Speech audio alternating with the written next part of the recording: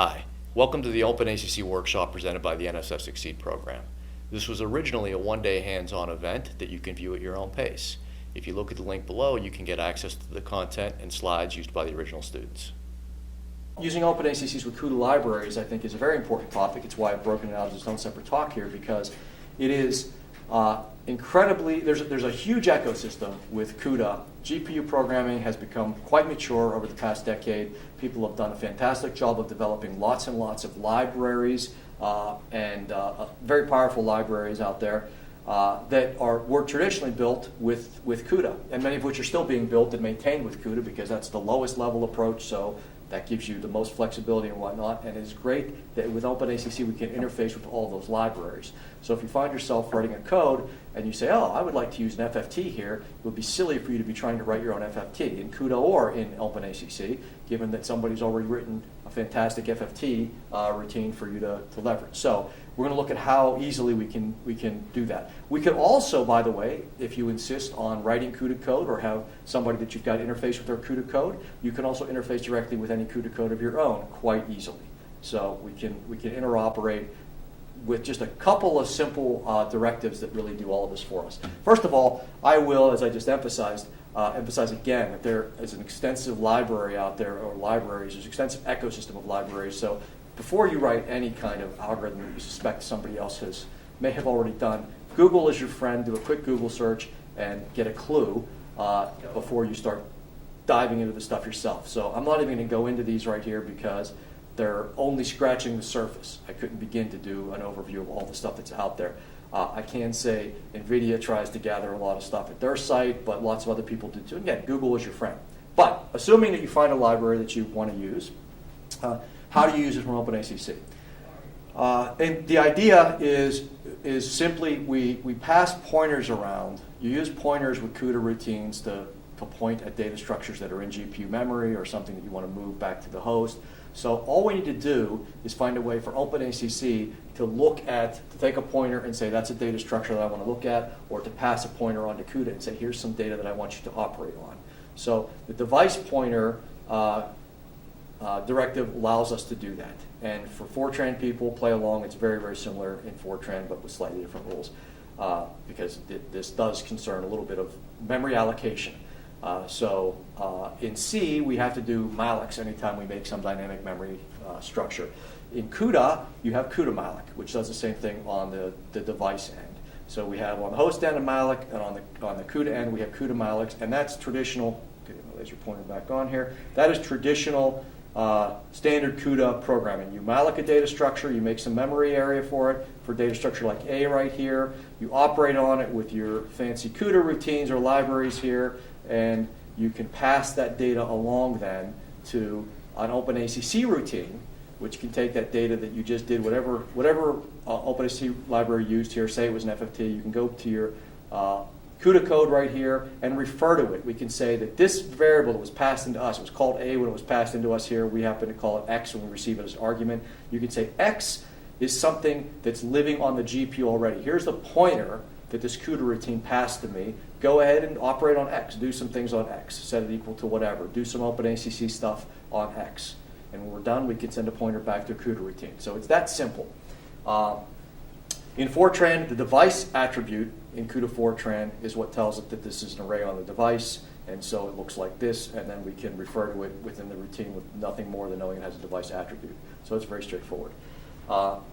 So let's look at the device pointer clause and how we use it here. There's also the converse here, which is the host data construct that says if you've got data sitting on the host, we can grab a pointer so we can pass it along to some other CUDA routine somewhere else. So if you got something sitting on the GPU and you say, I need to know what the GPU pointer to that is so I can pass it along to some other CUDA routine, you can grab it with this host data thing. So let's look at them in action though, because it's very simple to use. So in our case here, we have an example, and it's a full-blown one that's sitting out there in your exercises directory if you want to poke through it.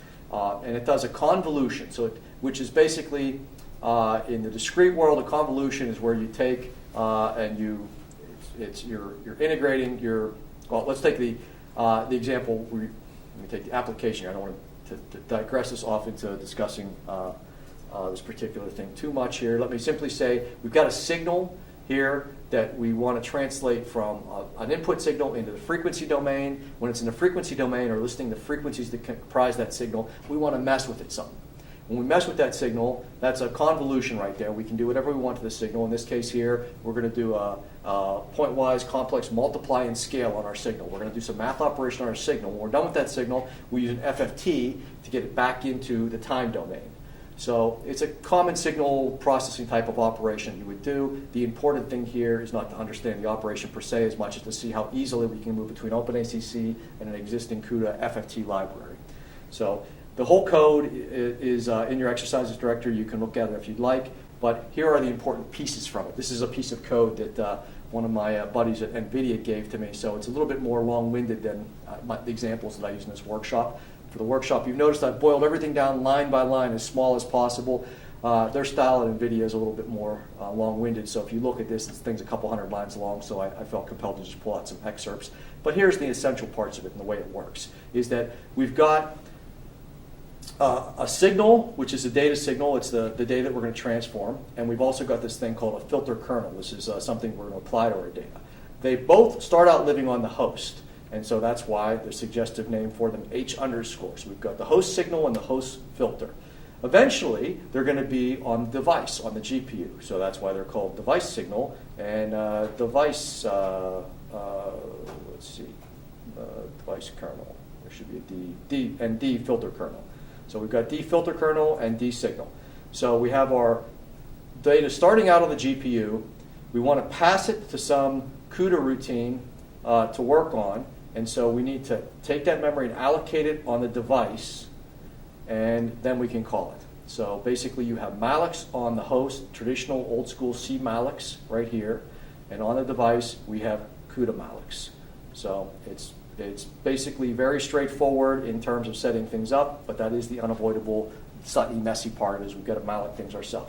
Once we've done that, once we've got our memory space set up for these things, then all we need to use is the device pointer clause so that we can take the data that's given to us by the FFT routine running on the GPU. So the FFT routine happens to be called CUFFT exec C2C. So it's the complex FFT routine. This is running on the GPU. After it runs on the GPU and we have this data that we want to pass along to our OpenACC routine, written in nice high-level language of our choice, Fortran or C here, we have a routine called complex pointwise multiply and scale. We need to pass that data along. Well, if we pass that data along, this D signal and D filter kernel, as a pointer that came from the FFT routine, it'll work just fine as long as when we receive it on the other end, we let it know, we let this routine know that these pointers are actually device pointers. So our device pointer clause says these are device pointers, treat them as such, so when you see them referred to here in the code, go straight to the device to get them. You don't have to get them from the, you don't try to convert them, don't try to move data. Just treat them as pointers to data that's already sitting on the GPU.